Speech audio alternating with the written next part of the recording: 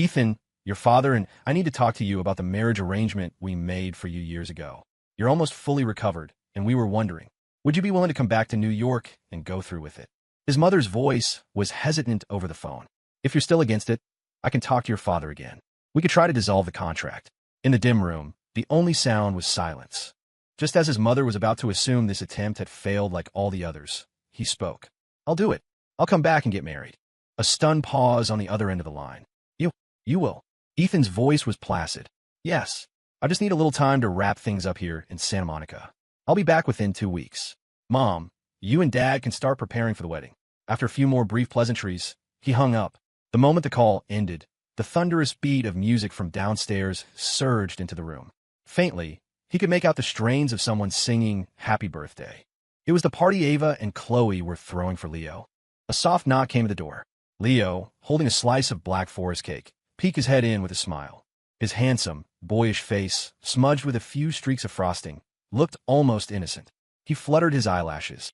Ethan, come down and hang out with us. Ethan, who had long since seen through the facade, kept his voice cold. I have work to do. You guys have fun. Almost instantly, Leo's eyes reddened. Is it because you don't like me, Ethan? Is that why you keep pushing me away? An involuntary frown creased Ethan's brow. He hadn't done a single thing, yet here was Leo, acting as if he'd just been mercilessly bullied. A cold sneer formed in his mind. He had no patience for this manipulative charade. Say the performance for Ava and Chloe. It doesn't work on me. As he moved to shut the door, Leo cried out, Ethan, don't. Leo thrust his hand out, blocking the door just as it was closing. It slammed shut on his fingers. A sickening crunch echoed in the hallway, and the back of his pale hand instantly blossomed with a dark, ugly bruise. Hiss! Ava and Chloe, who had just come upstairs, saw the whole thing. The two women rushed forward in near unison, cradling Leo's injured hand with heart-wrenching concern. Seeing the bruise, Chloe's eyes, usually sharp and fiery, turned red at the corners. Her temper flared, and she rounded on Ethan. It's one thing if you don't like him, but how could you do something so despicable? Ethan, when did you become this person? Ava, normally cool and composed, stared at Ethan with a gaze filled with profound disappointment. Ethan, it's Leo's birthday. You've gone too far. Her tone softened instantly as she turned back to Leo. Leo, does it still hurt? Let's get you some ice.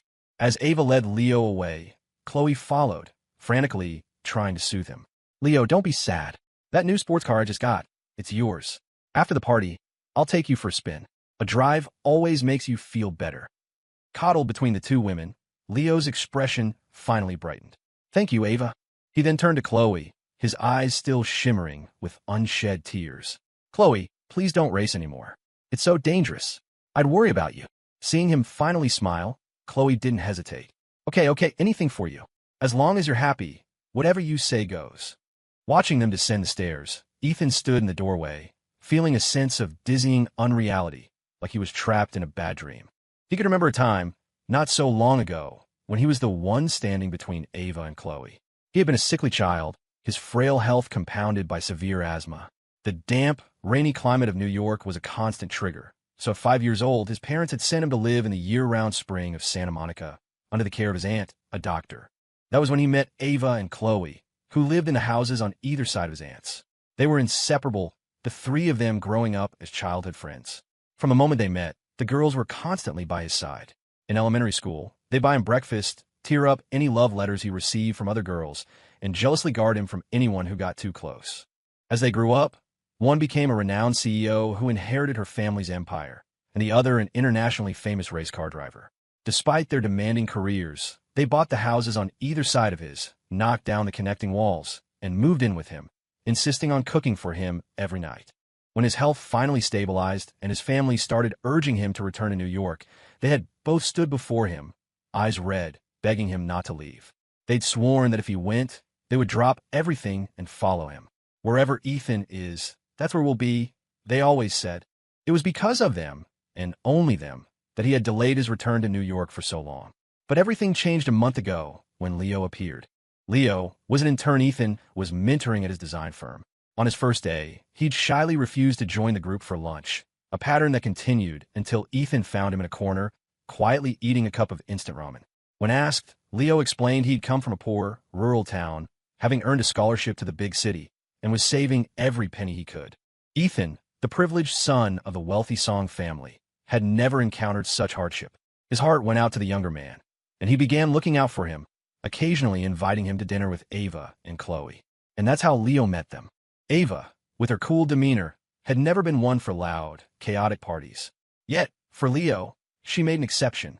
Chloe, who lived and breathed for the racetrack, could never be dissuaded from her passion by anyone. Yet now a single soft-spoken word from Leo was enough to make her give it up.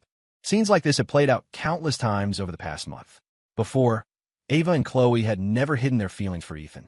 They had staged more than one dramatic showdown, demanding he choose between them. And Ethan had to admit, he had been genuinely moved, seriously considering which one of them he could build a life with. But now, accepting the marriage his family had arranged, it suddenly didn't seem like such a bad option. A bitter smile touched Ethan's lips as he pulled out his phone and set a countdown timer for his departure. From this day forward, he would no longer be an interruption in their new little trio. Ethan shut the door and put in his earbuds, blocking out the lively sounds from downstairs. Since he'd already decided to go back and get married, he had to quit his job, but he wanted to finish his current project first to avoid leaving a mess for anyone else. He sat by the floor-to-ceiling window, working alone as the sun dipped below the horizon, painting the sky in hues of orange and purple. When the sky had darkened completely, Ethan took out his earbuds and stood to stretch. After hours of focused work, the project was finally done. The house below was now quiet. He instinctively unlocked his phone to unwind. A notification from Leo popped up. Ethan tapped it open. "How come you didn't like my post?" P. A minute later, another message followed. "Oops, sorry, Ethan. Wrong person. Please don't be mad at me." Ethan navigated to Leo's Instagram profile, curious to see what he had posted. A 9-photo grid filled the screen. Each picture showcased the lavish gifts he'd received from Ava and Chloe. On Leo's wrist was a 7-figure Rolex. To complement it, Ava had given him a diamond tennis bracelet for his other wrist, which glittered ostentatiously under the light. The gleaming red sports car was obviously Chloe's gift. In the center photo, Leo stood beaming between Ava and Chloe, his arms linked with theirs, his smile radiating pure bliss. The caption read, "Guess I gotta be the prince for a day, Sparkles." Ethan knew Leo had posted this deliberately, hoping to get a rise out of him, to make him angry. The old Ethan would have been infuriated by this cloying, manipulative display and hurt that Ava and Chloe had given someone they'd known for less than a month the kind of attention once reserved exclusively for him. But the current Ethan was leaving. None of it mattered anymore. With a detached flick of his thumb, he tapped the screen. A red heart appeared under the post. From now on, he, Ava, and Chloe were just friends. Leo could have the privilege of choosing between them. The next day, Ethan went to his firm and submitted his resignation. Back home, he began gathering all the photos of the three of them together. They had known each other for over 20 years, filling more than a dozen thick albums. He opened one. There were pictures of them as kids, playing house in the backyard, photos from middle school, holding up trophies together, snapshots from a college road trip up the coast. Ethan flipped through them one by one, the memories so vivid they felt like they had happened yesterday. But now none of it was important. He took the pages out, one by one, lit a corner with a lighter, and dropped them into a metal trash can. A small bonfire flickered to life. The flames greedily consumed the images, curling the smiling faces into black ash. Ava and Chloe returned home just in time to see it. Realizing what he was doing, Ava strode over, her voice trembling slightly. "What are you doing?" Ethan glanced at her, his tone flat. "Nothing. They were starting to get moldy, so I figured I'd just burn them." Chloe lunged forward, trying to snatch the remaining photos from his hand. But Ethan, with a deliberate twitch of his wrist, let the rest of them fall into the flames. The fire flared, leaving no chance for a rescue. Chloe still made a desperate attempt to grab a corner of a picture that hadn't been fully consumed, but the intense heat forced her to recoil. "Even if they were moldy, you didn't have to burn them. Those are our memories," she cried, her eyes turning red with distress. Ava could only watch the fire, helpless and heartbroken. Hearing her, Ethan found it morbidly funny. Here he was, a living, breathing person they could hurt time and time again for Leo's sake, and yet they were breaking their hearts over a pile of old paper. He suddenly felt a flicker of curiosity. How would these two react if they knew he was leaving to get married? Staring at the two distraught women, he said calmly, "They're just pictures. We can always take more. There's nothing left to save, so I guess we'll have to." Ava conceded, choosing the next best option. Chloe quickly added, "We can bring Leo this time." He's always saying he's never really been on a real vacation. At the mention of Leo's name, another self-deprecating smile touched Ethan's lips. Ava and Chloe, however, took his silence as agreement and visibly relaxed. As they started to walk further into the house, they stopped short. Several large cardboard boxes were stacked in the living room, boxes that hadn't been there that morning. "What are these?" they asked in unison. Ethan glanced over. "Oh, that? I quit my job. Decided it was time for a change." Didn't he love that job? The same question echoed in both their minds. Ethan was acting strangely today. An unfamiliar sense of panic began to creep into their hearts. Chloe opened her mouth to ask more, but a sudden ringing shattered the tense quiet. Ava answered her phone. Leo's frantic, helpless voice came through the speaker. "Ava, the power went out at my place. I fell in the dark. I think I twisted my ankle. What should I do?" Standing beside her, Chloe's expression changed instantly. She snatched the phone. "Leo, it's okay. I'm on my way." Ava's brow furrowed, her usually calm face etched with clear anxiety. Concern for Leo won out. Grabbing their car keys, she and Chloe rushed for the door. Through it all, Ethan's expression remained placid. After they left, he dialed his aunt's number. He had lived with her for years, and she had always treated him like her own son. Now that he was leaving, he had to say a proper goodbye. Hearing that Ethan was returning to New York to get married, his aunt's voice filled with sadness, but also surprise. "Ethan, do Ava and Chloe know about this?" Ethan paused for a moment. "They don't. Aunt Sarah, could you keep it a secret for me? I don't want any more drama." A moment of silence passed on the other end. His aunt sighed deeply. "I suppose you're right. Those two girls have adored you since you were children. Anyone could see it. You three were always together. I really thought you'd end up marrying one of them. What a shame." Ethan managed a small smile. "It's not a shame. We just weren't right for each other." His aunt didn't press the issue. "Ethan, I always knew you'd go home eventually. I just didn't think it would be so soon. I watched you grow up. You have to come see me before you go. If you're back in New York, who knows when we'll see each other again." Ethan's tone softened with affection. "I will, Aunt Sarah. I have some gifts for you, too. I'll miss you so much." After a few more minutes of fond chatter, they hung up. The moment he ended the call, another one came in. It was the director from his firm. "Ethan, that design you submitted won the company a major award. The trophy just came in, but you'd already left. I had your intern, Leo, drop it off at your house." As if on cue, the doorbell rang. Ethan hung up and opened the door to find Leo standing there, holding a crystal trophy. Leo clutched the award, his face showing no hint of happiness for Ethan's achievement. He made no move to hand it over. Instead, he looked up with a pitiable expression. "Ethan, the director asked me to bring this to you. This is a really prestigious award. You're so amazing." He paused, then said, "I know this is a long shot, but I've never won anything like this. Could I maybe borrow the trophy for a few days?" Borrow it? It was the most absurd request Ethan had ever heard. His brow furrowed, and a humorless smile touched his lips. "If you know it's a long shot, then you shouldn't have asked. If you want one so badly, go win one yourself." He reached out to take the award from Leo's arms. Stung by Ethan's cold refusal, Leo's face flushed, and he looked utterly victimized. "Ethan, why would you say that? I'm not trying to take it from you. I just want to put it in my house for a few days for inspiration. Is that so wrong?" As Ethan's hand moved closer, Leo clutched the trophy tighter, refusing to let go. In the ensuing struggle, the crystal award slipped. It hit the floor with a sickening crash and shattered into 1,000 pieces.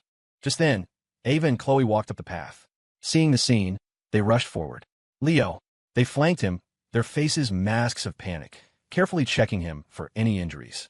Ava lifted Leo's pant leg and saw a gash on his shin, bleeding from a shard of glass. Her eyes narrowed in distress. "I'm taking you to the hospital."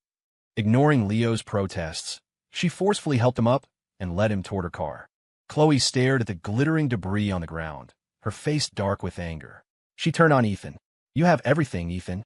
Why do you still have to fight with Leo over something like this?" "Fight with him?" The word was so preposterous Ethan almost laughed. "This is my award," he said, his body trembling with rage. He pointed a shaking finger at the floor. "The result of 3 months of sleepless nights. It's my achievement, my honor." And he was clinging to it like a spoiled child, refusing to let it go. "And you say I'm fighting with him?" He was so furious his voice was like ice. "Now he's broken it. I want an apology from him." He thought his words would have made the situation perfectly clear, but they only made Chloe angrier. Her voice rose several octaves. "I thought it was something important. It's just a trophy.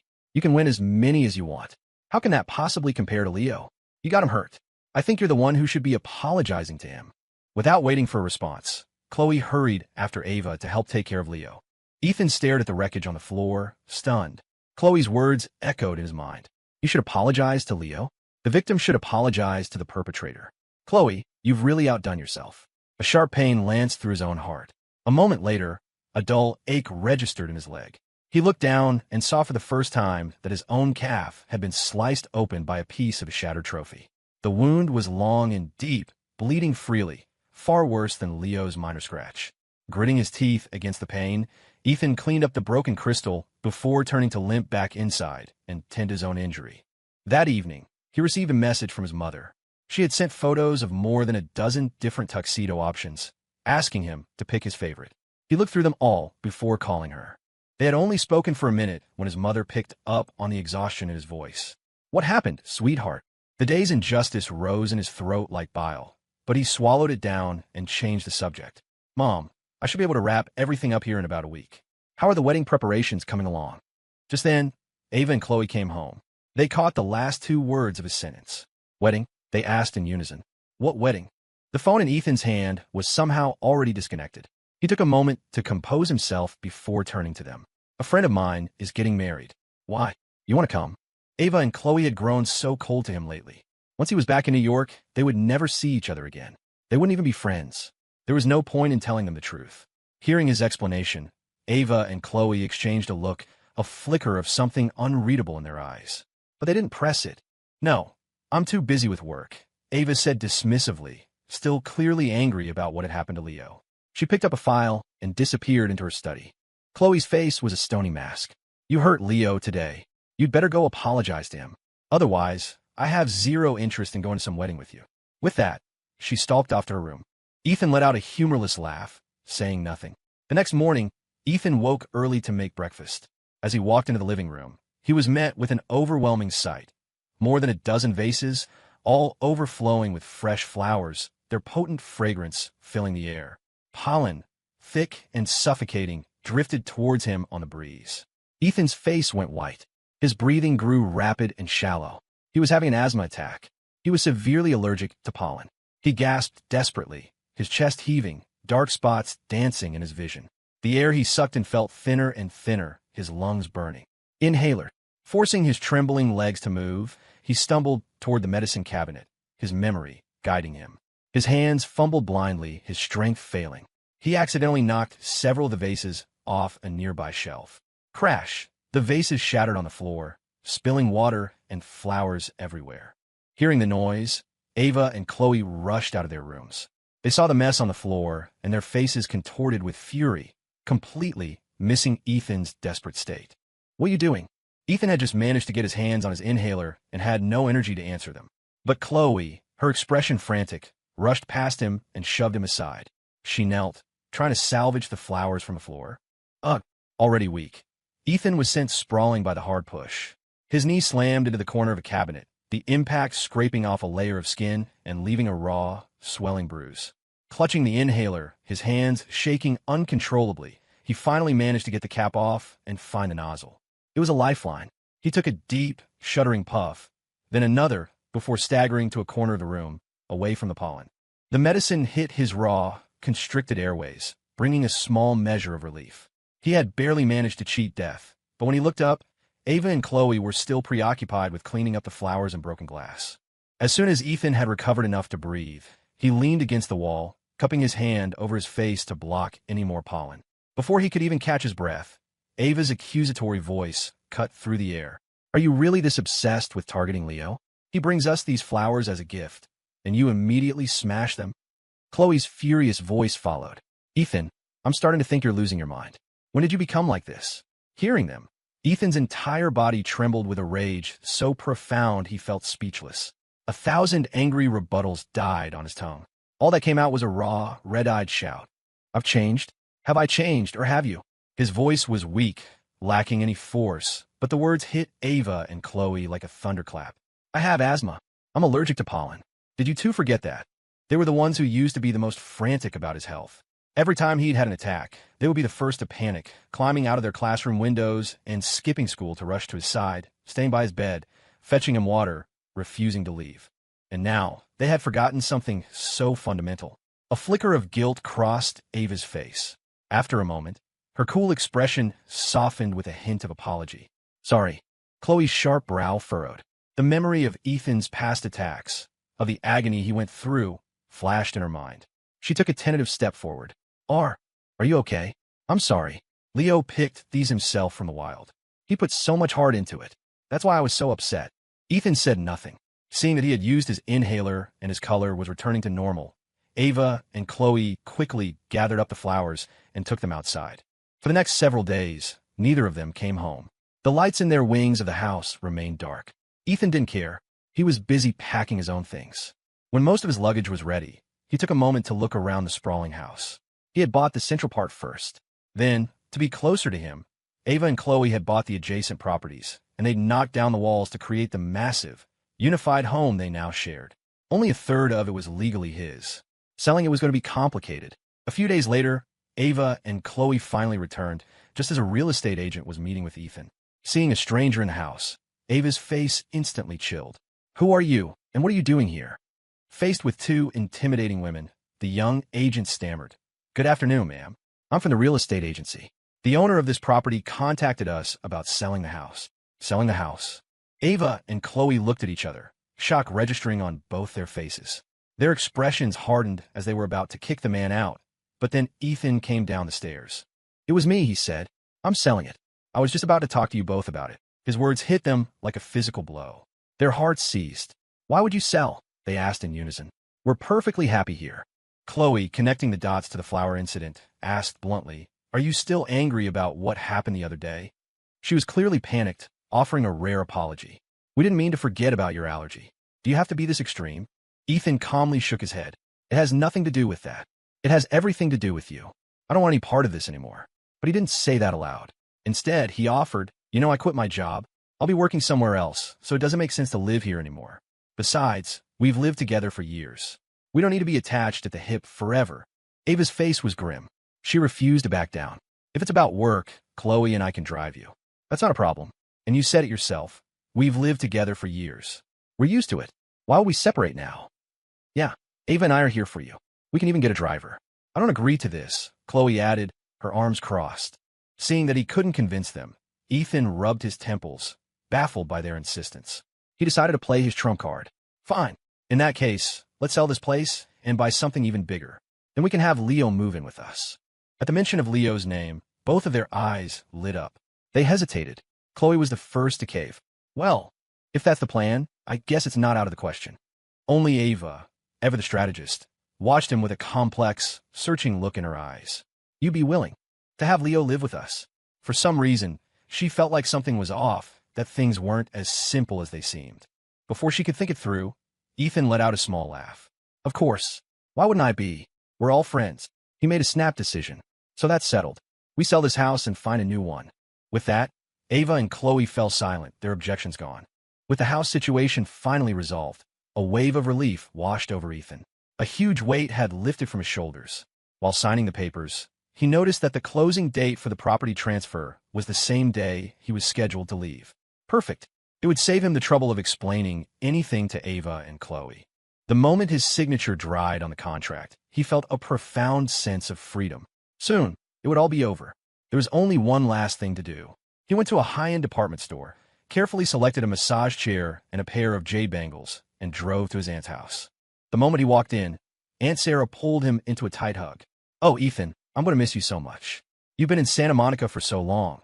I've come to see you as my own son. It's not going to feel right with you gone. She wiped a tear from her eye, her hand gripping his tightly.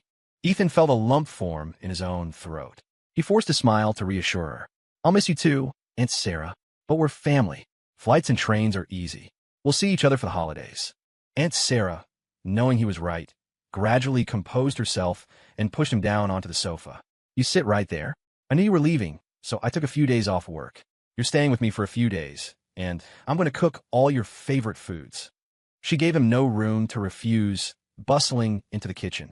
Soon, the aroma of his favorite dishes filled the air. Watching his aunt fuss over him, a genuine smile touched Ethan's lips. He couldn't argue with her, so he agreed to stay for a few days to keep her company. Finally, with his departure date looming, He couldn't delay any longer. He said his goodbyes, his heart heavy. "Aunt Sarah, I have to go. My wedding is in 3 days, back in New York." Aunt Sarah fought back her tears, nodding repeatedly. She pressed a thick, red envelope into his hand. "I have 3 surgeries that day, Ethan. I can't get away. But this is a little something for me. You have to be happy, you hear me?" Ethan's eyes reddened as he accepted the gift. "I will be Aunt Sarah. Grandpa picked her out for me. You can rest easy." Just then, the elevator doors opened, and Ava and Chloe stepped out, with Leo trailing between them. The first thing they saw was Ethan, his eyes red, saying an emotional farewell to his aunt. A strange feeling sank in both their hearts, and they spoke without thinking. "Ethan? Aunt Sarah? Why are you crying?" Seeing them, Ethan quickly wiped his eyes and adopted a calm expression. "It's nothing. It's just been a while since I've seen my aunt. I have to leave now, so I'm just a little sad." His explanation seemed to satisfy them. The tension in Ava and Chloe's shoulders eased. "You're both in Santa Monica. You're not that far apart. You can see her whenever you want." Aunt Sarah looked at the two women, who were still completely in the dark, and imagined how they would react when they found out the truth. She looked like she was about to say something, but Ethan quickly changed the subject, turning his gaze to Leo. "So what are you all up to?" Ava and Chloe snapped back to reality, a hint of panic in their expressions as they rushed to explain. "It's Thanksgiving today. Leo was all alone, so we brought him home to celebrate with our families." "Yeah, don't get the wrong idea," Chloe added quickly. "We tried calling you, but you didn't answer." They were flustered because, in years past, Thanksgiving was a battleground. They would both fight over who got to bring Ethan home to their family dinner. Bringing someone home on a holiday meant for family reunion was a clear statement. This was the person they wanted to marry. Ethan always found it exhausting, having to go to the Liu family's dinner first, then rush over to the cheese. This year, however, they had brought Leo. The meaning was unmistakable. Ethan didn't call them on it. He just said coolly, "I see. That's nice. You all have a good time. I'm going to go home and finish packing." He turned to leave, but Ava and Chloe both called out to him. "Ethan! Ethan!" Ethan turned around. Seeing that he wasn't angry, they both breathed a sigh of relief. Ava stepped forward and took his hand. "Don't worry about your luggage. It's too much to handle on your own. I'll have my driver come by, and we'll all move everything to the new house together." Chloe nodded in agreement. For a fleeting moment, Ethan saw a glimpse of the past in their eyes, the way they used to look at him when he was their entire world. A bittersweet memory of a time when their days were filled with laughter and promises. But those youthful vows had now evaporated into thin air. Ethan's gaze flickered to Leo, and he gently pulled his hand away. "No, that's okay. There are a lot of things I need to sort through myself." He turned and walked away, ignoring the looks on their faces. Back at his empty house, he finished organizing his bags, took a shower, and had just settled in a bed when his phone rang. It was Leo. His voice, oozing with unconcealed triumph, came through the receiver. "Hey, Ethan, I just wanted to let you know, I went to both Ava's and Chloe's family dinners tonight. Their parents were so nice to me." He paused for effect. "They both showed me their family heirlooms and said they wanted to give them to me. What do you think that means? Do you think they—" Ethan cut him off flatly. "I'm not interested in your life. You don't need to tell me any of this. It has nothing to do with me." He hung up before Leo could say another word. The day before his flight, Ethan went out. He had made plans to have a farewell dinner with his friend Max. He didn't have many friends in Santa Monica. From a young age, Ava and Chloe had strictly policed his social circle, forbidding him from having girlfriends, intercepting love letters, and even meddling in his friendships with other boys. "Ethan, are we enough for you?" they would say, their eyes wide and pleading. "You're so wonderful. We're afraid other boys will fall for you too." Their possessiveness was terrifying. They wanted to be the only thing he could see. And now, they were the ones who had pushed him away. A new upscale steakhouse downtown, Max was already waiting. As soon as he saw Ethan, he pulled him into a big hug. "Man, I can't believe you're really going back to New York to get married. I'm going to miss you." He sighed, slumping back in his chair. "I really thought you'd end up with Ava or Chloe and stay in Santa Monica for good. We could have kept hanging out." Ethan offered a faint smile. "They have other options now. And so do I." At that, Max deflated. He thought of Leo, and his expression soured. "You were so good to that Leo guy, and he just—" Ethan held up a hand, a genuine smile on his face. "Let's not talk about insignificant people. Once I'm married, I won't ever have to see him again. Whatever games he plays will have nothing to do with me." Just as the words left his mouth, Leo walked into the restaurant. Since Ethan and Max's table was near the entrance, Leo overheard the last part of their conversation. He walked over, his face a mask of innocent curiosity. "Ethan, who's getting married?" Can I come? I've never been to a real wedding before. Ethan had rarely met someone with such a complete lack of boundaries, but perhaps he was just used to Leo's antics by now. And since he was leaving, he felt nothing but calm. Max, however, was furious. He slammed his fork down on the table and glared at Leo. It's my wedding. And no, you're not invited. Satisfied? His voice was loud, dripping with contempt. Do you have any concept of personal space? Do we look like we're friends? Why do you have to stick your nose in everything? If a garbage truck drove by, would you run out with a spoon to check if the swill was salty enough? The harsh words made Leo physically flinch as if he'd been struck. He lowered his head, his eyes welling up as he looked toward the restaurant entrance, where Ava and Chloe had just appeared. His large, expressive eyes were a silent plea for help.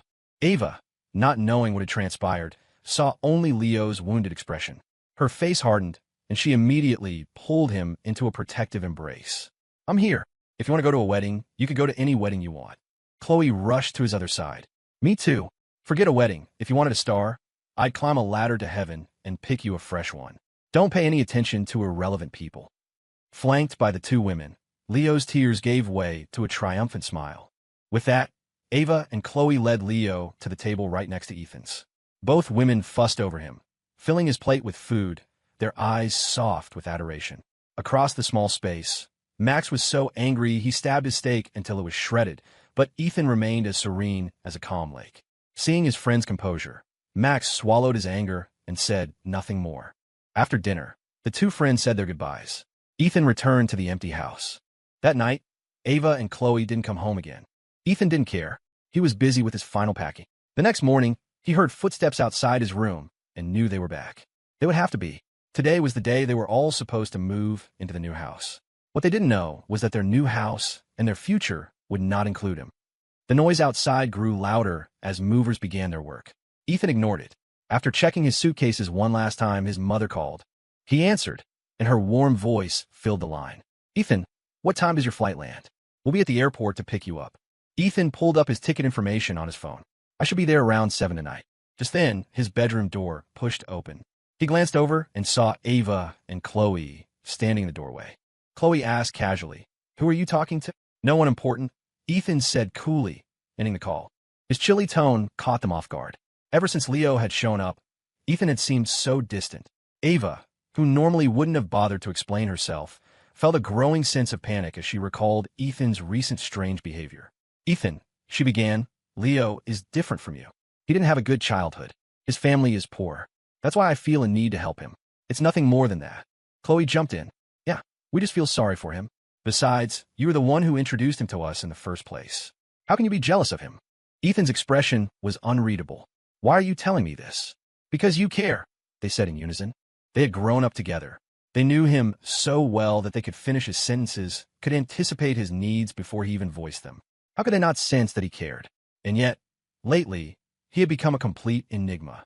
A frosty glint appeared in Ethan's eyes, as if he were looking at two strangers. I don't care. You said you just see him as a friend, right? I'm your friend, too. So what is there for me to be upset about? For a moment, they were speechless. Ava finally broke the silence. Ethan, you know that's not what I want. I've never wanted to just be your friend. Chloe couldn't hide her emotion. All these years, Ethan, how could you possibly think we're just friends? Ethan knew exactly what they were talking about. They both loved him, wanted to be with him. But if their love meant siding with Leo while he bullied him, then it was a love he couldn't bear. He nodded slowly. Yes, we are about to have a different kind of relationship. Soon, we won't even be friends. We'll be strangers. His words were loaded. Ava's heart gave a violent lurch, and a wave of unease washed over her. Before she could speak, a mover appeared in the doorway, ready to take Ethan's luggage. Ethan stopped him. You all go on ahead. I'll bring my things over myself. Chloe's frustration boiled over. How are you going to get all this stuff there? Stop throwing a tantrum. It was my fault, okay? I'm sorry. Ethan was firm. I really don't need any help. You should go help Leo. He's all alone, his leg is hurt, and he's so delicate. He can't carry anything himself. He needs you more than I do. Ava heard the sarcasm dripping from his words. She frowned. Just then, her phone rang. It was Leo. Ava? Chloe? Can you guys come help me? I'm so sorry. I'm so clumsy. I can't seem to do anything right. His fragile, wounded voice carried clearly from the phone's speaker. Ava and Chloe exchanged a look. They glanced at Ethan's resolute expression, then back at each other. They made their decision. Ava ended the call and looked at Ethan. Leo can't manage on his own. I'm going to go help him. Chloe grabbed her car keys. I'll go too. As she was about to leave, Ava hesitated and looked back. Ethan, I know you won't listen right now. I've booked a table at a restaurant. After we're all moved in, we'll have a nice dinner, just a few of us. We could talk about Leo, then. I'll explain everything. Before Ethan could answer, she was gone. Watching their retreating backs, a wry smile played on Ethan's lips. Explain later? Too bad for them. There was no later. Besides, after everything they had done, what could they possibly say that would explain it all away? His phone vibrated. Another message from Leo, brimming with provocation. Sorry about that, Ethan. Didn't think one little call from me would be enough to make Ava and Chloe ditch you again. Looking forward to the four of us living together. Winky face. Ethan's smile widened. His fingers tapped lightly on the screen. The most important thing is that the three of you are happy together. I won't get in the way. The moment the message sent, he blocked Leo's number. Then he blocked Ava's. And finally Chloe's. He methodically cleared the list, erasing the three people who had once been his world. Then he picked up his suitcase, walked out of the house that held a lifetime of memories, and didn't look back. Ethan boarded the plane without a second thought, completely unconcerned with how Ava and Chloe might react. As the plane lifted off the runway, a sense of liberation he hadn't felt in years washed over him.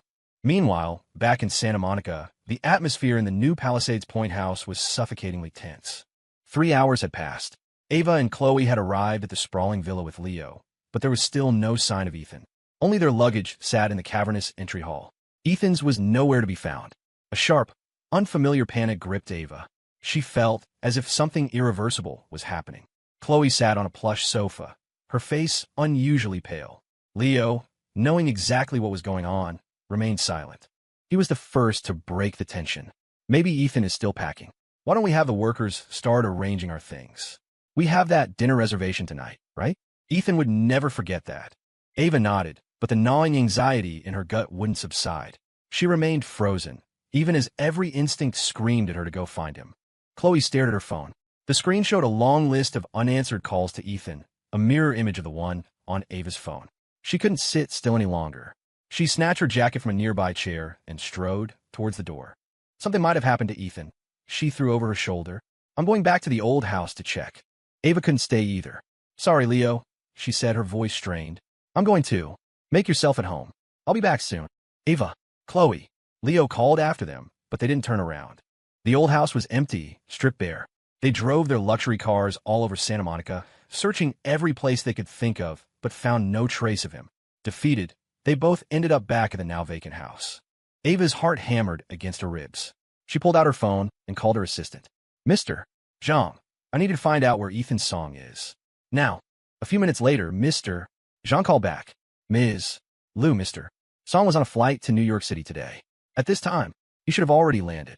The word struck Ava and Chloe like a physical blow. Their minds went blank. They stood frozen in the empty house, thunderstruck. What? How is that possible? No. Chloe refused to believe it. Why would Ethan suddenly go back to New York? He promised he'd always stay with us in Santa Monica. Mr. Zhang, are you sure you didn't make a mistake? Ava's voice was low and dangerous. Zhang, check again. Confirm it. There was a pause on the other end of the line. When the assistant spoke again, his voice was trembling. Ms. Liu, Ms. Chi, there's no mistake. He forwarded the flight information to Ava's phone. It was all there in black and white, undeniable. Ava thought she might be hallucinating. She looked at Chloe and saw the same incredulous shock reflected in her eyes. Clatter. The phone slipped from her numb fingers and crashed onto the hardwood floor. Their minds were a chaotic mess. They never, in their wildest dreams, thought Ethan would actually leave. Just a few hours ago, weren't they talking about moving into their new home together? The memory of Ethan's strange, detached behavior as they were leaving the old house flooded her mind. And then Chloe's eyes widened as she remembered. The last words she had overheard from his phone call that morning became terrifyingly clear. Everything is ready. I'm about to leave. I'll be there around 7 tonight. It all hit Chloe at once, a delayed reaction that brought every strange thing about Ethan's behavior over the past month rushing to the forefront of her mind. Ava was silent beside her. He must have been planning to leave for weeks. Could Leo Xiong really have had that much of an impact on him? As if on cue, Leo's name lit up Chloe's phone. Chloe? Ava? I'm at the restaurant. What happened to our celebration? Where are you guys? Chloe held the phone, the words catching in her throat. After a long moment, She answered, her voice raspy. Leo, let's cancel. We'll talk later. What was the point of celebrating when Ethan was gone? Ava remained quiet, her gaze fixed on the shattered phone on the ground, her expression unreadable. Just then, the familiar realtor walked up the path, guiding a woman in a gray coat. Ma'am, as you can see, this house. He was in the middle of his sales pitch when he noticed them. He stopped, a flicker of confusion on his face. Ms. Loomis. Gee, what are you doing here? He looked from them to the house and back. I thought the sale was final. You were supposed to be. He trailed off, worried, craning his neck to see if the moving trucks had cleared everything out. The sale is off. I'm buying it, Ava said, her voice devoid of hesitation. The realtor stared as if he'd just seen a ghost. His mouth opened and closed, but no sound came out. Finally, he managed to stammer. Ms. Lou, are you serious? Of course I'm serious. Drop the papers.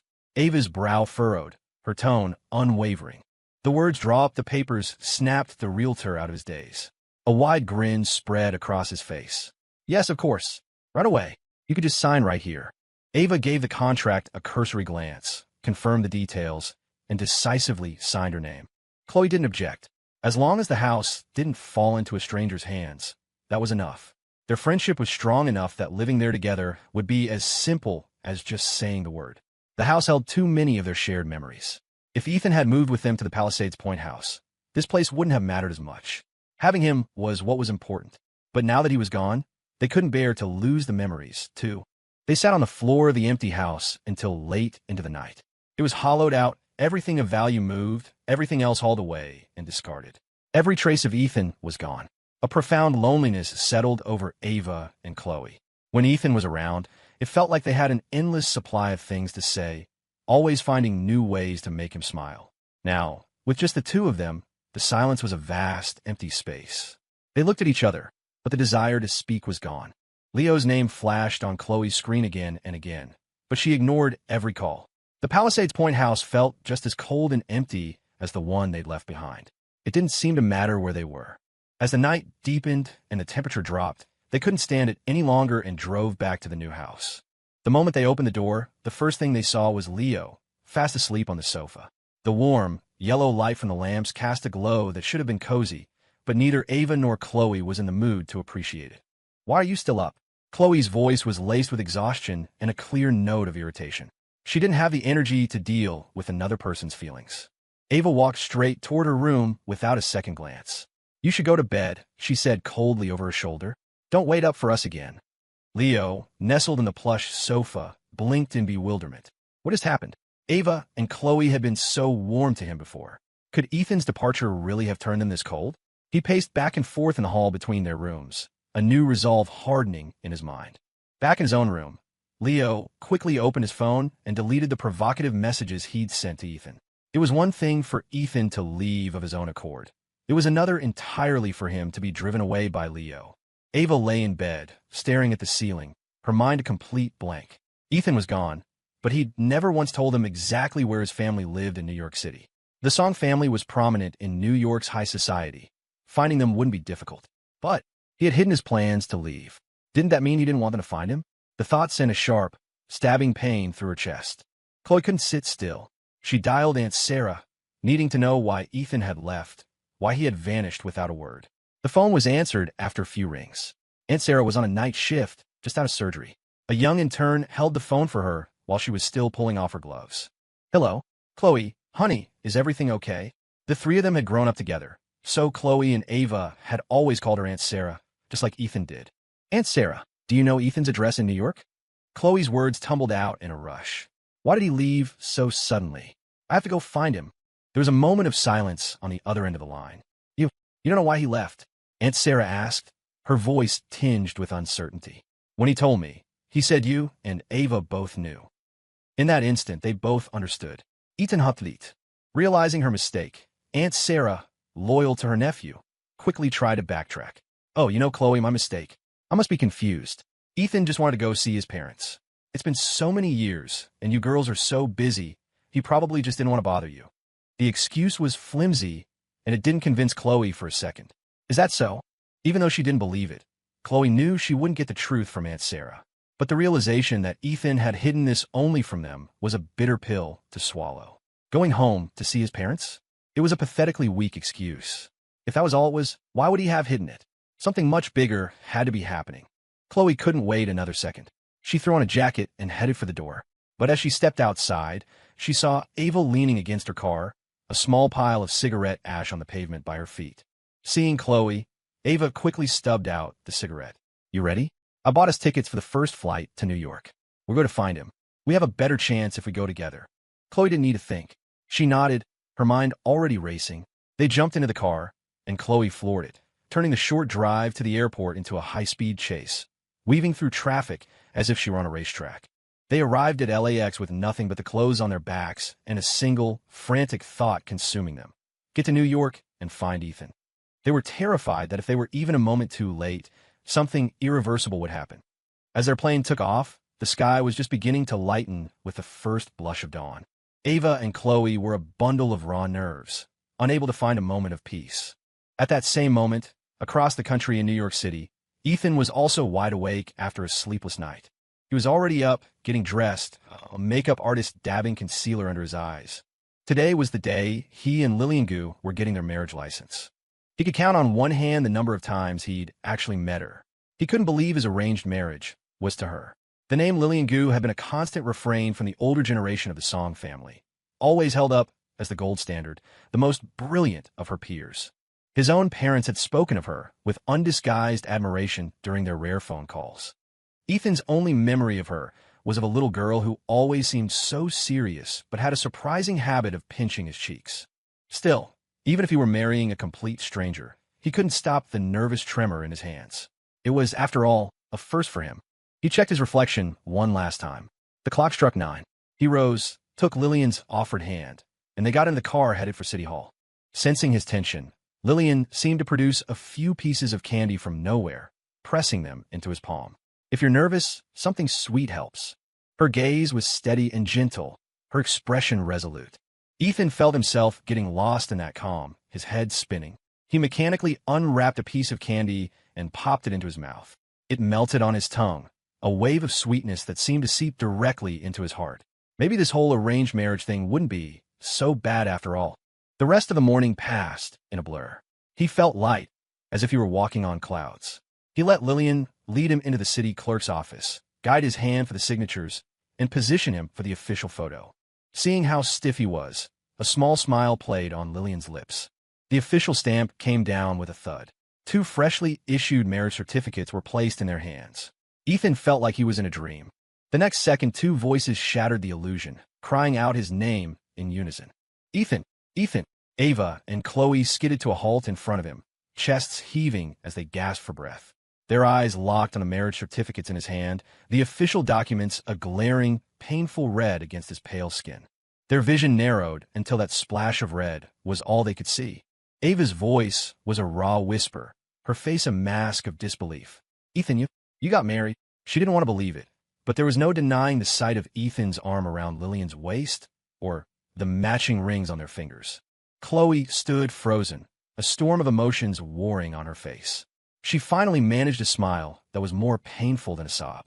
Her lips moved, but it took a few tries for the sound to come out. Ethan, where did you hire this actress? The performance isn't very convincing. Stop trying to trick us. Even with the rings and the certificate right in front of her, she refused to believe it. Ethan hadn't expected to see them so soon, but it didn't matter. He was done with them. She's not an actress, he said, his tone flat. Sorry to disappoint you, but as you can see, I'm married. He calmly held up the certificate, waving it slightly in front of their faces. Lillian leaned into his embrace, a model of composure. She gave them a polite, formal nod. Hello. Allow me to introduce myself. I'm Lillian Gu, Ethan's wife. Her eyes, a striking amber, swept over Ava and Chloe. The look was fleeting, but it carried a natural, dismissive superiority. Ava's pupils contracted, a spark of nameless fury igniting in her chest. She struggled to control her voice, keeping her eyes locked on Ethan. Ethan, stop this. Are you doing this to make us jealous? It's not funny. You don't mean this. You need to go back in there and get this annulled. You're not thinking straight. She reached for his arm, trying to pull him back toward the clerk's office. Chloe moved to block Lillian. Ms. Gu, what gives you the right to marry Ethan? Chloe's voice rose, edged with hysteria. Do you even know him? Do you know what he likes? All his little quirks? Do you love him? She punctuated the questions by grabbing Lillian's shoulder. Lillian didn't flinch. She sidestepped Chloe's grasp with effortless grace. Ms. Chi, Ethan and I can build a relationship. A marriage of convenience that grows into love isn't the worst thing in the world. But you and Ms. Liu haven't even sorted out your own affairs. From what I understand, you're in some kind of messy entanglement with Liu Xiang. How can you possibly stand here and challenge me? She brushed her shoulder pointedly, as if removing a speck of dirt where Chloe had touched her. At the mention of Leo's name, both Ava and Chloe hesitated. We just feel sorry for him, Chloe stammered. We don't have any other feelings for him.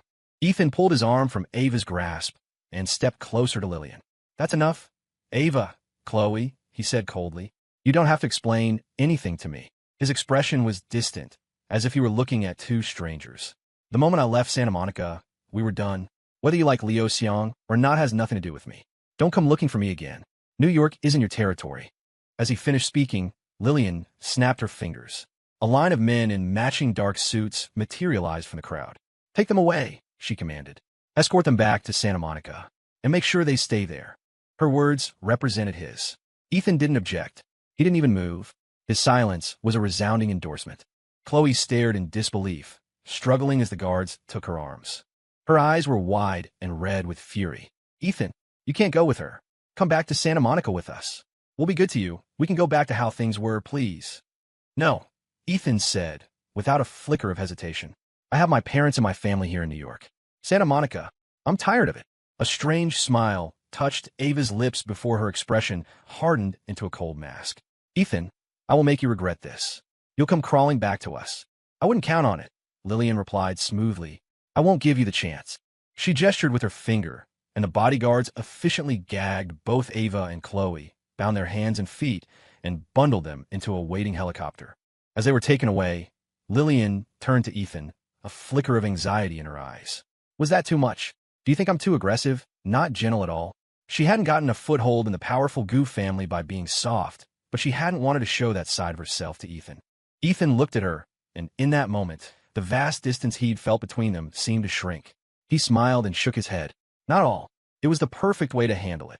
2 fewer problems to worry about. He hadn't expected them to actually follow him. In his mind, with him out of the way, they would finally feel free to pursue Leo. They were all living together. Wasn't it just a matter of time? Especially since Leo was clearly interested. They're just not used to me being gone, Ethan told himself. You can get attached to a photograph if you keep it for a few years. It was only natural to feel the absence of someone you'd known for over 20 years. But habits, given enough time, could always be broken. He followed Lillian home. Inside the helicopter, the thunderous roar of the rotors was a chaotic match for the storm in Ava and Chloe's minds. What had they even come here for? They had accomplished nothing. They were just one step too late. How could Ethan be married? They remembered how he would blush and get flustered whenever they subtly hinted at their feelings. They both knew how torn he was, trapped in an impossible position where choosing one of them would have deeply hurt the other. That was why he'd never made a choice. Sometimes, he'd even said he wished they could all stay friends forever. That would be enough. Because his feelings for either of them had never quite crossed the line into true, romantic love. Ava and Chloe knew that. They felt the same way, terrified of destroying the precious bond they all shared. So they had made a decision. They were going to force Ethan's hand. And just then, Liu Xiang had appeared. His act was clumsy. A little digging was all it took to discover his background was nothing like the sob story he'd sold them. He came from a small, rural town, his parents migrant workers who, despite their poverty, had scraped together enough to send him to college, even paying for art and design classes. The moment he graduated, he borrowed a large sum of money from them and cut off all contact. Then he'd latched onto Ethan at work. Ava and Chloe had only meant to use him as a pawn, a tool to make Ethan take a hard look at his own heart, to feel a pang of jealousy, and finally, to choose one of them. Ava and Chloe had made a pact. No matter who Ethan chose, the other would have to swallow her feelings and step back, becoming just a friend. But they had never, ever imagined he would choose neither of them. How did it come to this? Why did their gambit end in complete disaster? They looked at each other, and for the first time, a sliver of resentment crept between them. Why do we ever think this was a good idea? If they had just been a little more patient, a little less reckless, maybe the 3 of them could have stayed friends forever. That would have been better than this, where even seeing his face had become an impossible luxury. The helicopter touched down on the roof of the Palisades Point house. The bodyguards unceremoniously dumped them onto the helipad, and, moments later, the aircraft lifted off again. Hearing the roar from the roof, Leo rushed up to investigate. He found them on the ground, their hands and feet still bound. His eyes went wide with alarm. "Are you okay?" he asked, his voice laced with concern as he fumbled to untie the ropes.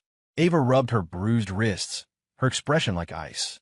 She didn't spare him a single glance as she stalked past him and headed downstairs. Chloe was seething, a silent rage building inside her. Leo followed them down, placing 2 glasses of warm water on the coffee table. "You went to New York? Did you find Ethan? How is he?" he asked, nervously picking at the sleeve of his shirt. It can't be, he thought, desperately trying to reassure himself. They came back like this, so things must have gone badly. Ethan has a perfect family, loving friends. He has everything. He doesn't need Ava and Chloe. "I do."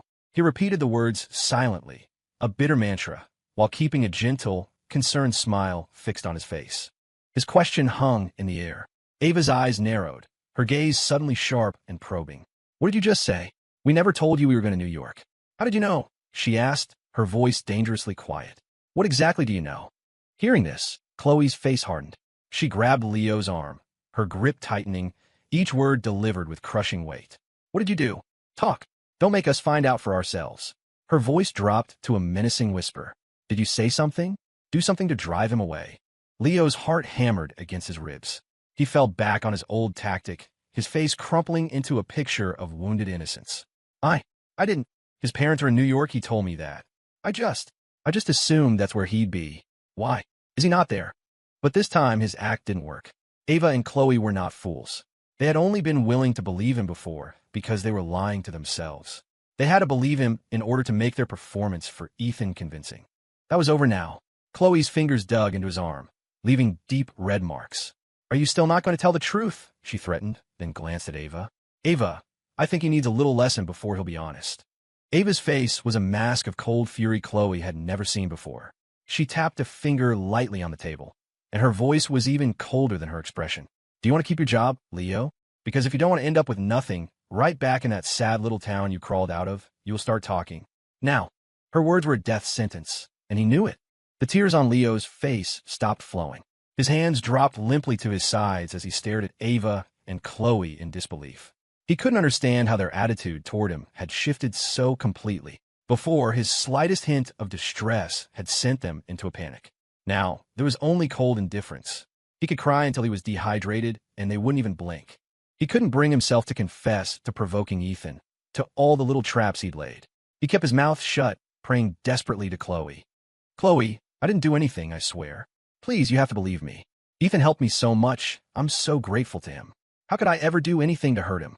He squeezed his eyes shut, trying to force more tears. If he's the one you really care about, I can move out." Was he upset that I was living here? He started acting so cold to me all of a sudden. Maybe this is just... He was still trying to plant seeds of doubt. He knew Chloe was the softer of the two. His only hope was that she would give in, just like she always had, and let this whole thing blow over. If they let him stay, he was sure he could win them back. So Ethan had a 20-year head start? So what? If Leo had been born with that kind of privilege, he wouldn't be in this mess. But this time, Chloe's usual indulgence was gone, replaced by a cold, sneering contempt. "You really won't admit it until you've hit rock bottom, will you?" Her smile was pure mockery. "Anyone who knows me knows my temper isn't as good as you seem to think." With a sudden, violent movement, she shoved his head down onto the table, her hands flying to his throat. Ava's voice, like a recurring nightmare, drilled into his ears. "Leo, your job is gone, and I've already contacted your family. They'll be here in a few days to collect you. I suggest you start thinking about how you're going to explain yourself to them." With a few taps on her phone, she had casually destroyed his life. "No, don't let them come here. I'll talk. I'll tell you everything." The terror of facing his family was worse than the feeling of suffocation. Leo was frantic, his mind reeling with panic. At his confession, Chloe slowly released her grip. "Talk. Cough, cough." Leo gasped for air. I can show you my phone." He unlocked it and held it out. "I didn't do anything. You've got it all wrong." He was silently thanking his lucky stars that he'd had the foresight to delete the messages he'd sent to Ethan. Ava didn't even take the phone. One look was enough to tell her he was still lying. Chloe snatched the phone from his hand and immediately made a call. "I'm sending a phone over. I need a full data recovery. Everything." Hearing her words, Leo felt his world collapse. He grabbed her arm, his voice a desperate plea. No, please don't. Don't recover the data. But this time, there were no more chances. They had given him more than enough, and he hadn't taken a single one. While Chloe dealt with the phone, Ava was already on her own, making calls, directing someone to investigate everything Leo had done in the past few months that involved Ethan's song. The next day, the results of the investigation came in. It laid everything out in stark black and white detail. From the moment Leo started at the design firm, he had targeted Ethan. He had seen the quality of Ethan's clothes, the quiet confidence in his speech, and recognized him immediately as a child of wealth and privilege. A few crocodile tears, a made-up story about his tragic background, and a few calls from hired actors pretending to be his parents were all it took for the kind-hearted Ethan to take him under his wing.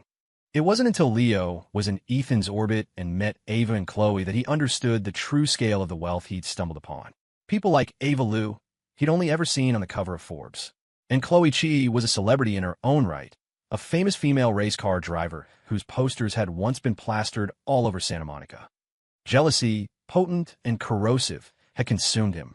He'd clung to Ethan, using him as a bridge to get closer to Ava and Chloe. He couldn't believe his luck when it seemed they had fallen for him so easily, showering him with affection, choosing him over Ethan again and again. To test the limits of their affection, he had orchestrated a series of cruelties, faking an injury to his hand, accidentally smashing one of Ethan's design awards, and even deliberately bringing flowers into the house. After working with Ethan for weeks, he knew perfectly well about his severe asthma and pollen allergies. He had done it on purpose. The malice in him was a bottomless pit. His only regret was that Ethan hadn't died that day. The phone's data had also been fully recovered. The message from the day Ethan left was now glaringly clear on the screen. Sorry, looks like Ava and Chloe ditched you for me again. Guess we'll be seeing a lot of each other now that we're all living together. Get used to it. The words were a physical blow. Chloe was so enraged she slapped the phone across Leo's face. How dare you? She seethed, her teeth clenched. If it weren't for him, do you really think you would have ever been worthy of a second glance from us? Ava leaned back on the sofa, her eyes closed. Get his things out of my house, she said, her voice quiet but absolute. And then bring his family here to find him. Yes, Ms. Lou, Mr. Jean replied, already directing a team of workers to start clearing out Leo's room. Leo collapsed onto the floor, his eyes vacant with despair. No, don't take my things. As the workers marched in and out, carrying his possessions and dumping them unceremoniously on the driveway, Leo scrambled to stop them. He'd only lived in this paradise for a few days. His good life wasn't supposed to be over yet. Why was this happening? He fell to the ground, genuine tears of loss streaming down his face. It's over. It's all over. The future was a black void. He had clawed his way out of his backwater town, fought his way into a prestigious Santa Monica design firm, only to be plunged back into the dirt. The last 2 months had been a beautiful dream. Now he was awake, and in reality, he was still the ugly duckling, with no hope of ever becoming a swan. Even so, Leo decided to make one last, desperate attempt. He raised his phone, dialed Ava's mother, and cried into the receiver. Mrs. Lou, Ava, she's kicking me out. He let his voice trail off, leaving just enough unsaid to invite the worst assumptions. Hearing his choked, pitiful voice, Mrs. Lou's anger flared. Leo, honey, you just wait. I'm on my way over right now. She hung up and rushed over. Ava glared at Leo, her face a thundercloud. Who the hell do you think you are? How dare you slander me? Her composure finally snapped. She grabbed his chin, her fingers digging into his flesh, leaving dark bruises. But Leo clutched his phone like a holy relic, refusing to let go. Chloe put a calming hand on Ava's shoulder. It's okay, she said softly. He's a nobody, just a clown making a scene. Your mom is smart enough to believe her own daughter over him. The words seemed to cool Ava's rage. She slowly released her grip. Mrs. Luke burst through the door, a lecture already on her lips, but Ava simply handed her the printed investigation report. Her mother read it in silence, her expression growing darker with every page. When she finished, her face was grim. She strode over to Leo and, abandoning all pretense of a high society matron, grabbed a fistful of his hair and slapped him hard across the face. A bright red welt immediately rose on his cheek. Mrs. Lou, why? He whimpered. She's just saying that to cover up what she did to me. Enough. Mrs. Lou cut him off. Her laugh was cold, her expression a perfect mirror of her daughter's disdain. Leo, I know my daughter. And besides that, I'm a grown woman. Do you really think I can't tell when something has or hasn't happened between two people? For what you've done, Ethan may have let you off easy, but the Liu family and the Chi family will not. After all, Ethan was the boy all three families, the Songs, the Lius, and the Chis, had doted on his entire life. The day of the Thanksgiving dinner, when Ava and Chloe had shown up with Leo, the Lius and Chis had been deeply embarrassed in front of Ethan's aunt. It wasn't because he was poor. It was because both families had openly spoken for years about wanting Ethan as a son-in-law. They had treated him as such, secretly hoping their own daughters would win his heart. Leo's sudden appearance had blindsided them. Even though the parents had thought he seemed shifty and insincere, they felt they had to respect their daughter's choice. They had treated him well out of a sense of guilt and a need to compensate for their daughter's rejection of Ethan. That was why they had even shown him their family heirlooms, thinking that if he were truly to join the family, they would one day be his. Now that the truth was out, Mrs. Liu felt no need to be polite. She immediately called Chloe's mother. Mrs. She arrived shortly after, and when she heard the full story, she was livid. She had a notoriously fiery temper and was not one to hold back. After hearing what Ava and Chloe had already done, she thought they'd been far too lenient. Mrs. She dragged Leo by his shirt out to the courtyard and shoved his head into the decorative fountain. The flow of water wasn't strong, but it was enough to fill his nose and mouth, making him choke and gag. Every time he coughed, more water rushed into his lungs. After a long moment, she yanked him up by the collar. How does it feel? She snarled, her voice dripping with contempt. Did you get a little taste of the desperation Ethan felt? That feeling of drowning, of knowing you could be saved but being powerless to stop it. She disgustedly threw him onto the stone patio and wiped her hands as if she'd touched something filthy. She turned to her daughter. Chloe, Ava, what kind of person tries to win a man over by being nice to another man, just to make him jealous? That is the stupidest thing I have ever heard. No wonder Ethan chose that Lillian girl in New York instead of either of you. For once, Mrs. She had no intention of defending her daughter. Mrs. Liu nodded in grim agreement. You were both completely wrong in how you handled this. What's done is done with Ethan. He's married. You two need to leave him alone. Ava lowered her eyes, a storm of emotions churning within her, but she said nothing. Chloe bit her lip, her chin held high in stubborn defiance. Neither of them was the type to give up easily. If they were, they never would have succeeded in their cutthroat careers, whether in the boardroom or on a racetrack. Their ambition was etched into their bones. Mrs. Liu and Mrs. She exchanged a look and sighed in unison. They knew their daughters' personalities all too well. There was nothing more they could do but let them be. After the mothers left, Ava gave a simple order to have the pile of trash on the patio removed. And so, Leo was unceremoniously dumped on the street, his luggage and belongings thrown in a heap beside him. A sanitation worker, making his rounds, waved a hand at him. Hey, you can't loiter here. Move it along. The word loiter struck Leo like a physical blow. He never thought he would sink this low. His belongings were in such a messy pile, they looked like a heap of garbage. His face flushed red, then went pale. He kicked one of his suitcases in frustration, and the cheap clatter it made only reinforced the image of a junk pile. Just then his phone rang shrilly. For a delusional second, he thought it was Ava or Chloe, calling to say they'd made a mistake. He answered automatically. It was not the call he was hoping for. A rough, gravelly voice with a thick, rural accent crackled over the line. We finally got a hold of you. Who gave you the nerve to take all that money from us? We hear you're making it big now. It's time you paid us back. It was his father. The voice was so full of menace that if he weren't on the other end of a phone, Leo was sure the man would be beating him senseless. Leo frantically hung up, too scared to even make a sound. How do they find me so fast? He scrambled to grab his things, but as his hand closed around his suitcase handle, a horrifying realization dawned on him. He had already given up the lease on his old apartment in Santa Monica. He couldn't go back to the Palisades Point house. He had absolutely nowhere to go. Leo collapsed onto the sidewalk in despair. The city worker returned, his face dark with annoyance. Hey, I told you. You're a public nuisance sitting here like this. You need to leave. Now. The landlord's pitiless voice was a dagger in Leo Xiang's heart. He stomped his foot, his voice choked with fury. Fine. I'm going, all right. Leo made a call, and a moving van arrived to collect his things. He had nowhere to go. The driver, growing impatient, asked him for the third time where he was headed. After a long, humiliating silence, Leo finally mumbled the name of his old apartment complex. The Orchid Apartments, I guess. His only option was to beg his old landlord to let him re-sign the lease. Luckily, it had only been a few days, and the unit hadn't been rented out yet. As the van pulled up to the Orchid Apartments, the first thing Leo saw was his family camped out by the entrance. They looked utterly out of place, their clothes worn and unfashionable, though clean enough. A wave of disgust washed over Leo, and his expression soured. He was about to tell the driver to turn around, but it was too late. The driver had already parked and was starting to unload his luggage. "Leo, give us back our money."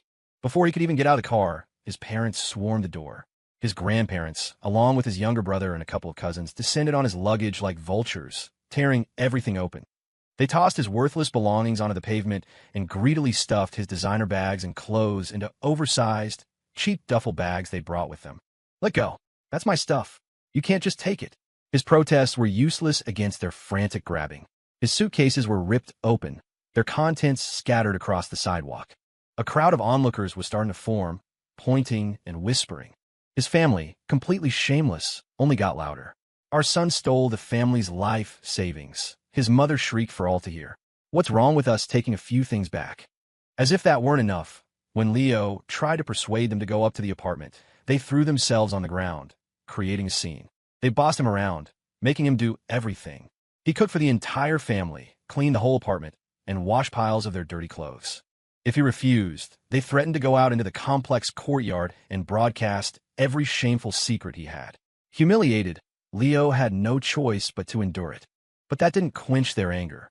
They pushed him to go out and find a job to earn money. Leo spent his days job hunting and his nights doing thankless chores, all while being berated. His condition deteriorated rapidly. In just a few days, he looked as if he'd aged a decade. His face was sallow, and his body swayed unsteadily with every step. He was on the verge of a breakdown. With nowhere else to turn, Leo went to beg Ava Liu and Chloe Chi for forgiveness. He knelt outside the Palisades Point house, all dignity gone, and screamed until his voice was raw. "Ms. Liu, Ms. Chi, I was wrong. I was so wrong. I shouldn't have hurt Ethan's song. I know I was wrong. I really do." He repeated the words over and over, a desperate plea for mercy. But the mansion was dark and empty. Ava and Chloe had already moved back to their old place, leaving the grand house vacant once more. Even though they were gone, the security guard on duty still called to inform them of the situation. "Ignore him." Ava's voice was cool and steady, without a trace of emotion. "Let him kneel. He'll leave eventually." The guard hung up and continued his patrol, keeping a close eye on Leo. Dressed as he was, he looked like he didn't belong anywhere near the property. Leo knelt outside the mansion for a full day and night before his body finally gave out and he collapsed. When he woke up, he was in a hospital and neither Ava nor Chloe was there. He was back in his cramped rental apartment. From the other room, he could hear his parents talking. "We should just go home today," his mother said urgently. "We can't stay here. Leo won't listen to us. He's got legs, he'll just run off again. Let's pack up and go while he's still out of it." His father grunted in agreement. "Fine." The door creaked open. In a surge of adrenaline, Leo scrambled to his feet and bolted. He didn't even stop to put on shoes, snatching his phone as he fled. He didn't know who to turn to. Ava and Chloe were ice cold. In his panic, a name surfaced in his mind. Ethan's song. "That's it. He's so kind, so soft-hearted. He'll definitely forgive me." And so, Leo Seong bought a one-way ticket for the next flight from LAX to New York City, determined to find Ethan. Ava and Chloe got word of his plan immediately. They dispatched their own people in New York to intercept him, ensuring he never got anywhere near Ethan. If we can't even see Ethan, there's no way we're letting that snake get to him first. Their teams in Santa Monica had already identified several groups of people Lillian Gu had sent to watch them. But this was their turf, and they made the rules. In a blatant act of provocation, Chloe had her people track down Lillian's agents, have them beaten badly enough to send a clear message, and then sent them packing right back to the Gu family. Ava, not to be outdone, quietly established her own network of contacts in New York, so they wouldn't be caught off guard again. Today was the 5th time Ava and Chloe had come to Aunt Sarah's house to plead their case. "Aunt Sarah, we truly know we were wrong," Ava said, her words a carefully constructed lie. "We've thought it over. We've let go of our feelings for Ethan. We just want to attend his wedding. As his oldest friends, that's all." Chloe nodded eagerly, her expression a mask of innocence. "Please, Aunt Sarah, just grant us this one small wish. We've known Ethan our whole lives. We can't bear the thought of not even being at his wedding. If we can't be with him, so be it. We were prepared for that. Even if he had chosen between me and Ava, one of us would have been left heartbroken anyway. We just don't want to lose the chance to see him get married. Aunt Sarah, can you please help us? Aunt Sarah looked at them, deeply conflicted. She heard about what they'd done, and she couldn't presume to know what Ethan wanted. But she had watched these two girls grow up. Her heart couldn't help but soften.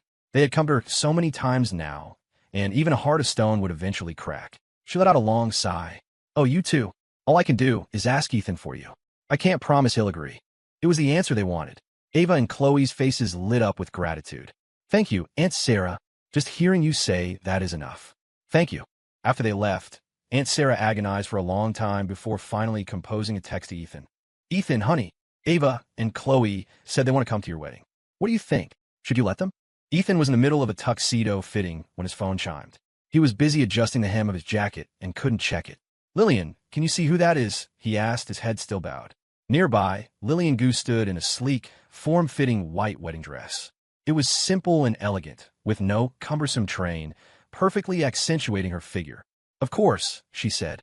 She picked up his phone, unlocked it by typing in his initials and birthday, and read the message from Aunt Sarah. Her expression flickered for a fraction of a second before she read it aloud. Ethan, honey, Ava and Chloe said they want to come to your wedding. What do you think? Should you let them? Her eyes darkened slightly, and a hint of jealousy colored her tone.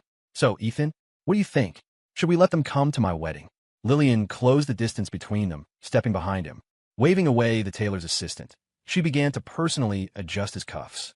Her smooth, pale fingers danced over his wrist, a touch that felt impossibly intimate. Lillian, maybe we shouldn't let them come, Ethan stammered, his face flushing as he stared at her serious reflection in the mirror. Lillian let out a soft laugh.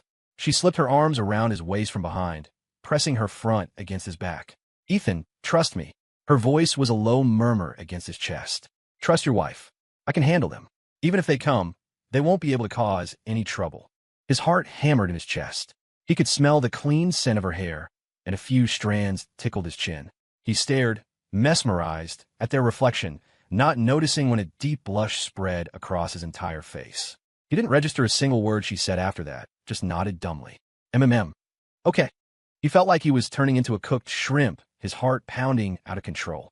The woman behind him seemed to sense his discomfort, and the smile on her beautiful face grew wider. Look, Ethan, she teased. You look so handsome in the mirror. So charming. He was mortified, completely unaware that this flustered, shy reaction was something he'd never, ever had with Ava or Chloe. His eyes darted everywhere, anywhere, but at the woman behind him. He didn't even notice when his phone was back in his hand, her hand guiding his, her fingers pressing his thumb down to type out two simple words. They can. He felt as though the warmth from her palm had seeped directly into his skin. By the time he finally came back to his senses, he realized with a jolt what had just happened. Lillian had been jealous. An incredible thought surfaced in his mind. Has Lillian fallen for me? Ethan covered his still warm cheeks, unable to believe it. No, he told himself. We've only known each other for a few days. You don't develop feelings that quickly. We're married now. It's normal for her to be a little possessive. To clear his head, once the fitting was done and the alterations noted, Ethan threw himself completely into his work. Lillian watched the serious set of his jaw and said nothing. She simply walked over and adjusted the lamp on his desk, making sure the light was perfect before quietly slipping out of the room. Lillian gave a specific order to her team. Ease up on the surveillance of Ava and Chloe. It wasn't that she was letting her guard down. She was intentionally giving them an opening, an opportunity to make a move so she could be ready for it. Her people received the command and acted immediately. Then, Lillian deliberately leaked the news of Ava and Chloe's impending trip to New York to Ethan's parents. What? Mrs. Song was furious. After how they treated Ethan, they have the audacity to come to his wedding? Not long ago, she couldn't stop singing their praises, practically considering them her daughters-in-law. But they had crossed an unforgivable line. They had gambled with her son's life. When that Leo character had caused Ethan's asthma attack, how much had her son suffered? And at that moment, the childhood friends who had always stood by him had turned their backs on him for a bouquet of flowers from another man. Even if they claimed it was all a ploy to make Ethan realize who he truly loved, Mrs. Song would never permit it.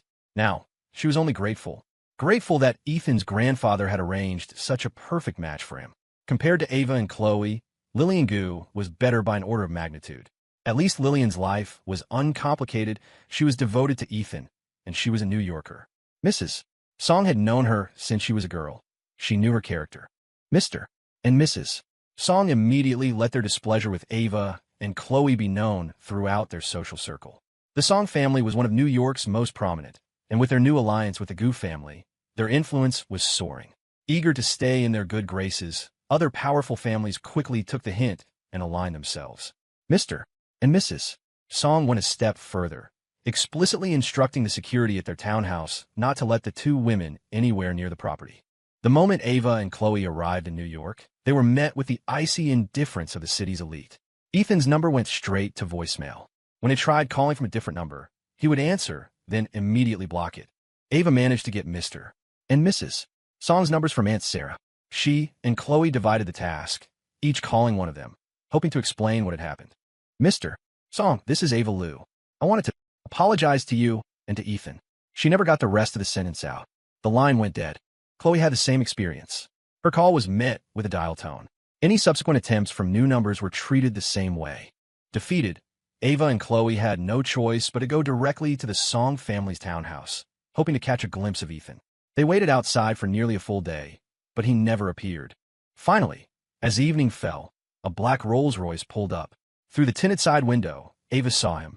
Instantly, Chloe gunned the engine of her sports car, executing a sharp drift to block the Rolls-Royce's path. Ethan, get out, Ava said, stepping out of the car and rapping on the window of the Rolls-Royce. We need to talk. Seeing their faces again, Ethan's brow furrowed instinctively. He glanced at Lillian, a flicker of worry in his eyes that she might get the wrong idea. Reassuringly, he took her hand in his. Lillian's lips curved into a smile. She squeezed his hand back, her voice soft. Shall we get out?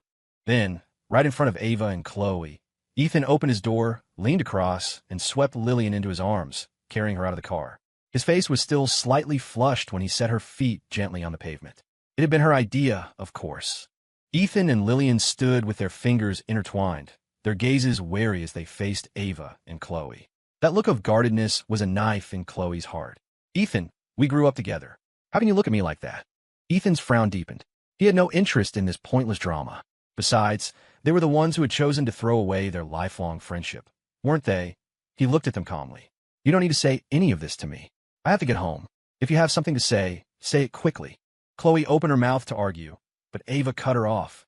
She stood before Ethan, her normally cool eyes filled with a desperate intensity. Ethan, we were wrong. We never liked Liu Xiang. We were just using him to make you jealous, to make you realize who you truly loved. We just never imagined. She quickly recounted Leo's fate and tried to explain their reasons for treating Ethan so coldly. When he heard that Leo had fled to New York to seek his help, Ethan felt a sense of revulsion. How could someone who had hurt him so badly still have the nerve to ask him for help? Leo had been sent back to his family by Ava's people. They had given up the place in Santa Monica and dragged him back to their hometown. He was getting what he deserved. Ethan could imagine the miserable life that awaited him.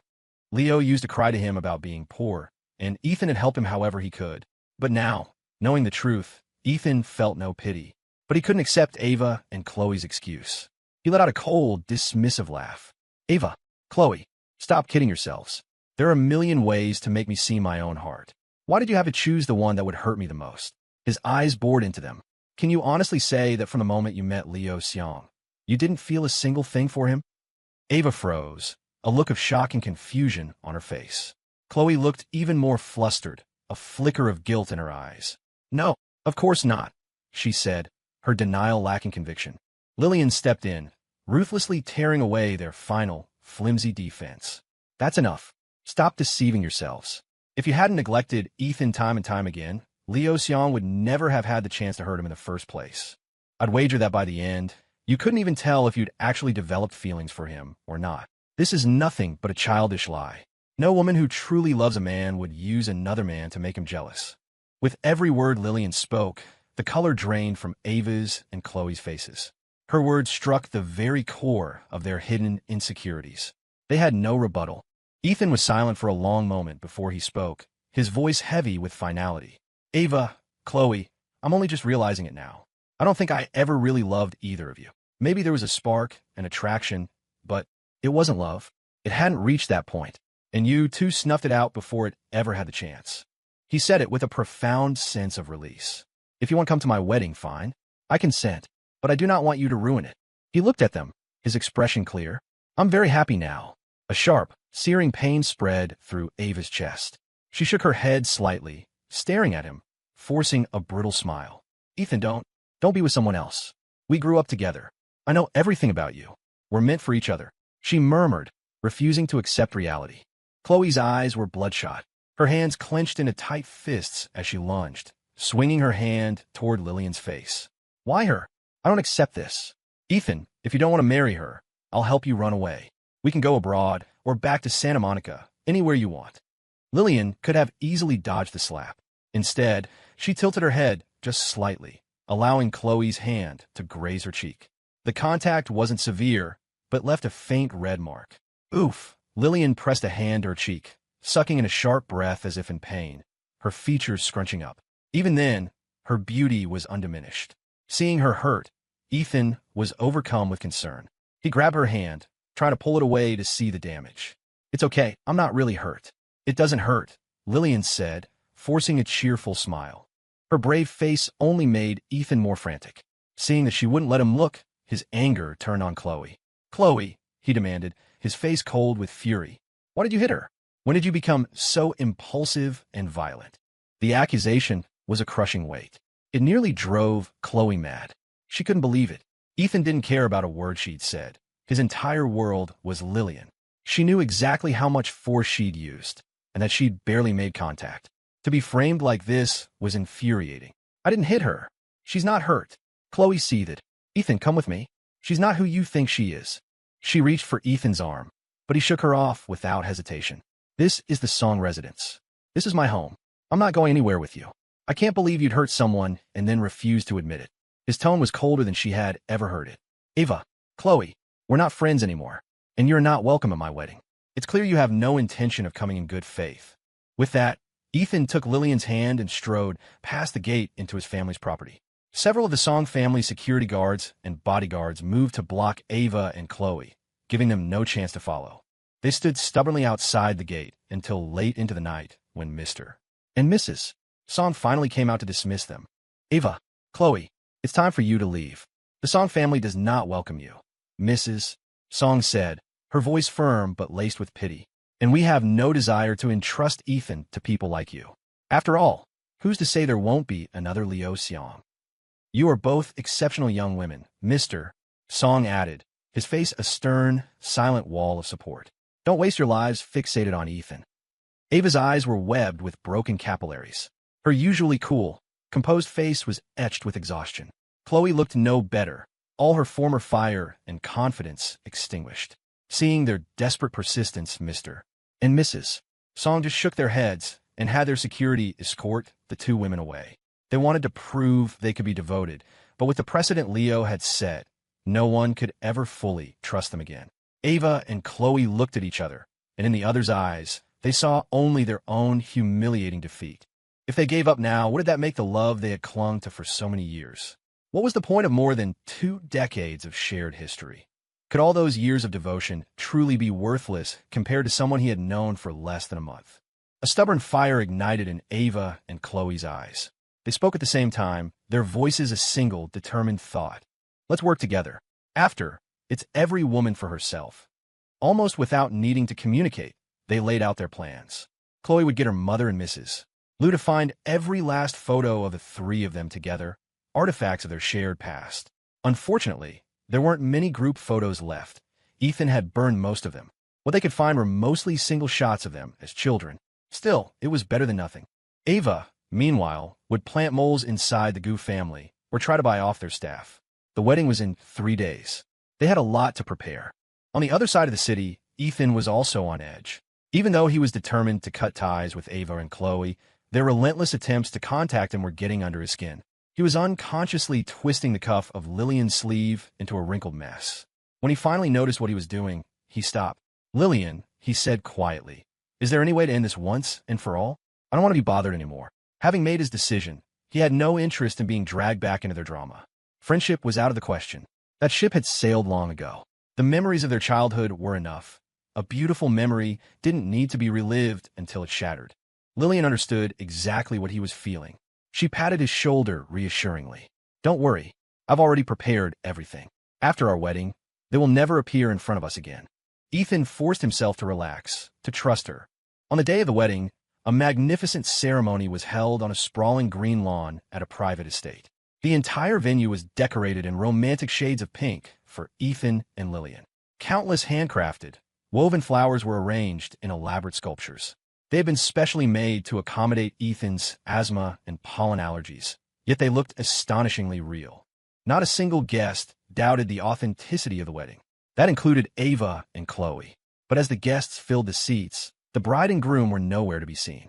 Ava and Chloe began to think that maybe, just maybe, Ethan had come to his senses and was running away. What happened next was beyond anything they could have imagined. The Gu family had deployed its latest technology, creating photorealistic holographic projections of Ethan and Lillian to walk down the aisle and go through the entire ceremony. The plan Ava and Chloe had prepared, to publicly object and try to win Ethan back, was now completely useless. They scanned the crowd frantically, searching for any sign of the real Ethan. But their eyes ached from the effort, and he was nowhere to be found. He wasn't even there. They had been tricked. The couple may now exchange rings, and the groom may kiss the bride. The two holograms complied. Just then, the provocative video Ava and Chloe had prepared to hijack the event was replaced. Instead, the large screens lit up with a montage of friends and family from all over the world offering their heartfelt blessings to Ethan and Lillian. The video of blessings ended, and the screen transitioned to a live feed of Ethan and Lillian's real wedding.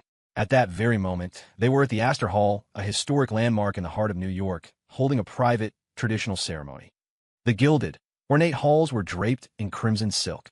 The triumphant sound of a brass fanfare echoed through the space, filling every guest's heart with joy. Under the watchful eyes of their closest family and friends, Ethan, dressed in a timeless, classic tuxedo, arrived in a horse-drawn carriage.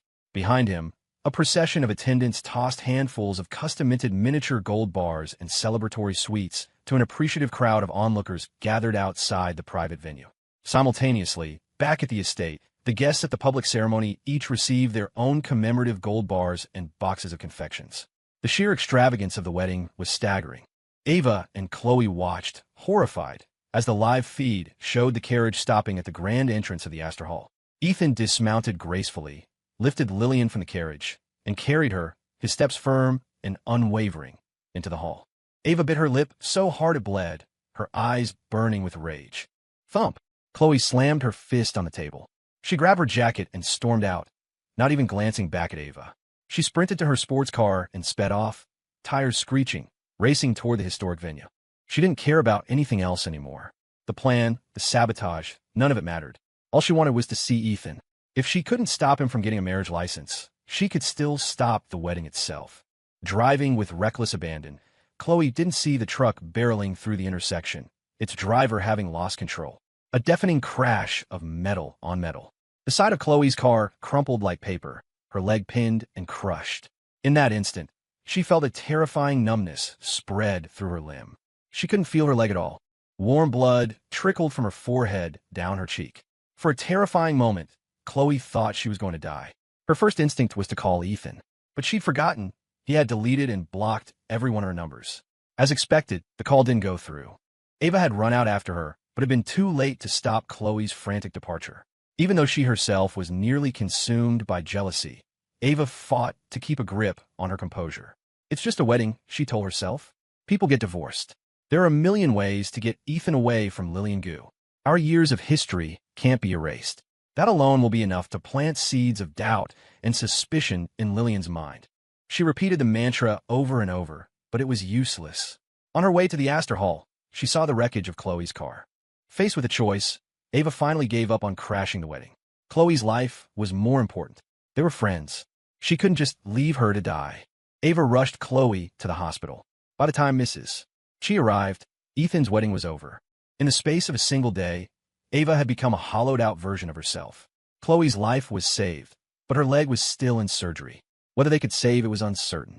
The casual promise she had once made to Leo, that she would stop racing, had been fulfilled in the cruelest way possible. Whether her leg healed or not, her racing career was over. Ava saw the news reports everywhere, splashed with photos of Ethan's lavish wedding. She stared at a picture of Lillian on her phone, a fire of pure rage building inside her. Lillian did this. It had to be her. The thought consumed her. ignoring the protests of her mother and Mrs. Chi. Ava stormed out of the hospital and went straight to the Gu family's residence. It was the first day of their new married life. Lillian and Ethan were enjoying a rare, quiet morning in bed. The soft sunlight and fresh air outside held no appeal. Suddenly, a frantic, insistent ringing of the doorbell shattered the peace. Lillian frowned, annoyed at the interruption. She threw on a silk robe and went to the door. The moment she opened it, Ava's fist flew at her face. Lillian sidestepped the blow with fluid grace, catching Ava's wrist in an iron grip. "What the hell is wrong with you?" Ava's eyes were shadowed with dark circles, her hair a tangled mess. It was the most disheveled she had ever looked. Her voice was cold enough to freeze water. "You stole Ethan, but that wasn't enough for you, is it? Why did you have someone run Chloe off the road? She's lying in a hospital bed, and we don't even know if she'll keep her leg. You're going to pay for this." Ava lunged again, and the two of them began to fight. Lillian parried Ava's attacks with ease, her movements economical and precise. "Ava, I wouldn't stoop to something so crude," she said calmly. "I simply arranged for people to escort you both back to Santa Monica and to apply some business pressure to your families. Just enough to keep you busy and away from me and Ethan. That's all." The commotion drew Ethan out. "Stop it, both of you," he yelled, stepping between them. "I believe Lillian. We'll use evidence to sort this out." Hearing his voice, Ava finally calmed down. Not long after, the Gu family's investigators presented their findings. The driver who hit Chloe had experienced catastrophic brake failure. It was a tragic accident, completely unrelated to Lillian.